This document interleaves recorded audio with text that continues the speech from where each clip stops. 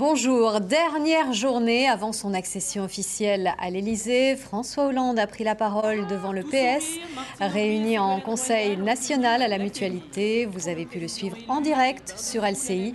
Le président élu a lancé la bataille des législatives. Il veut une majorité large, solide et loyale. On l'écoute. Président de la République, je me suis fixé une règle, et vous la connaissez. Je ne participerai plus à aucune instance partisane.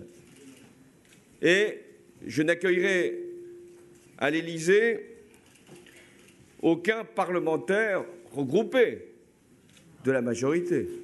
C'est l'avenir du quinquennat qui va se décider le mois prochain. C'est un vote de cohérence qui doit être fait.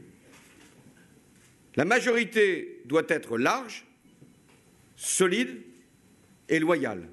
Vous me manquerez sûrement, mais moi, je ne dois en aucun cas manquer à la France. Et le slogan choisi par le PS pour ces législatives, donnons une majorité au changement. On va retrouver Cyril Adrien sur place à la mutualité sur ce dernier discours de François Hollande pour motiver les troupes. François Hollande a profité de ces dernières heures de liberté de président élu, demain président tout court, pour saluer ses camarades socialistes réunis en Conseil national. Je ne suis pas venu vous faire la leçon, a-t-il dit, mais c'est bien en père de famille qu'il s'est exprimé, félicitant les uns et les autres. Martine Aubry, par exemple, pour l'unité du parti qui a permis sa victoire. Martine Aubry et Jean-Marc Ayrault, qu'il a cité à quelques d'intervalle, eux qui étaient assis devant lui côte à côte au premier rang et que l'on dit premier ministrable, alors que plusieurs ténors du Parti socialiste sont arrivés ici avec des mines tendues à 2 jours de l'annonce du gouvernement. Un au revoir à son parti donc, à qui il a souhaité bon courage pour ces législatives, souhaitant une majorité large et loyale. Un au revoir aux journalistes également qui ont suivi sa campagne ce midi. Une façon pour lui de solder les comptes, de rompre des liens humains, professionnel qu'il a tissé tout au long de sa campagne, mais aussi durant sa vie politique, à l'image de sa conclusion à la tribune tout à l'heure. Vous me manquerez certainement, mais moi, je ne dois pas manquer à la France. Et le nom du futur Premier ministre sera communiqué demain après-midi par le secrétaire général de l'Élysée.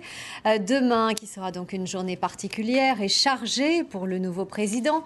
Après la cérémonie d'investiture, qui sera à suivre bien sûr sur LCI, édition spéciale dès 8h30, François Hollande a choisi de placer ce jour sous le signe de l'école. Il rendra hommage à Jules Ferry, puis à Marie Curie, avant de s'envoler pour Berlin pour dîner avec la chancelière allemande Angela Merkel. Marine Le Pen a lancé sa campagne pour les législatives à Hénin-Beaumont. La présidente du Front National s'est efforcée de ne pas limiter sa candidature à un duel avec Jean-Luc Mélenchon, venu la défier sur ses terres. Elle lui reproche, sans le citer, de vouloir faire du cirque médiatique. On l'écoute. L'élection législative, c'est une relation personnelle qu'un homme ou une femme crée avec une population. Ça ne peut pas être un cirque politique, ça ne peut pas être un cirque médiatique. C'est en tout cas pas du tout comme ça que je le conçois et ça n'est pas du tout comme ça que je ferai campagne. Ça n'est pas comme ça que j'ai fait campagne par le passé et j'en ne changerai rien à la manière dont je fais campagne.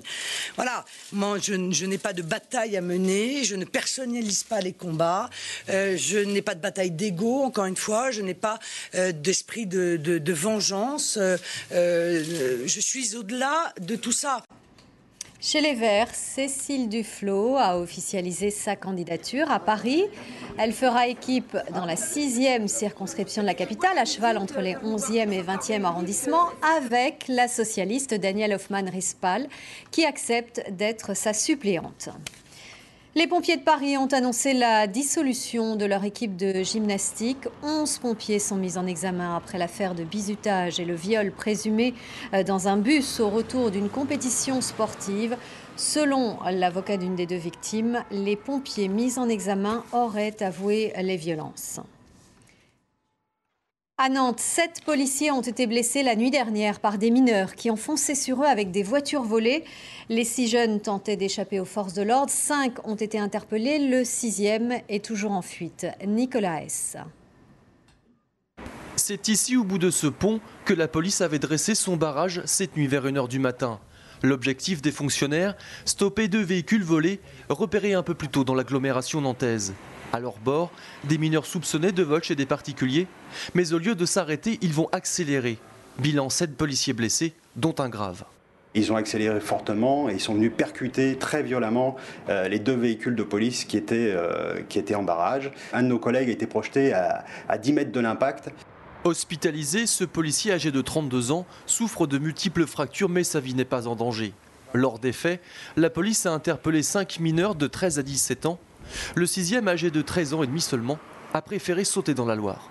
C'est un individu qui est particulièrement connu des services de police, qui a été interpellé à 3 reprises cette semaine et qui avait d'ailleurs déclaré à nos collègues qu'il avait la ferme intention de ne plus être interpellé. Sur les bords du fleuve, les recherches se sont poursuivies toute la matinée pour retrouver le fuyard. Lors de cette opération, aucun coup de feu n'a été tiré. Le parquet de Nantes, lui, a ouvert aujourd'hui une information judiciaire pour homicide volontaire sur agent de la force publique. Le procès de l'affaire du Mediator devant le tribunal de Nanterre, les avocats des laboratoires et de leur président fondateur Jacques Servier, 90 ans, sur le banc des accusés. Les avocats se sont livrés à une bataille de procédure. Le médicament aurait fait entre 500 et 2000 morts. Le tribunal tranchera le 21 mai sur ces questions de procédure. À l'étranger, une semaine après les législatives en Grèce, le chef de l'État propose un gouvernement de personnalités non politiques. Il a réuni les 3 dirigeants de partis pour tenter de trouver une coalition gouvernementale. Il s'agit d'éviter une sortie de l'euro du pays. On connaît celui, ou plutôt celle, qui va porter le drapeau français pour les JO de Londres. C'est l'escrimeuse Laura Flessel qui a été choisie par le Comité national olympique et sportif français. Elle est la 3e femme à être ainsi porte-drapeau.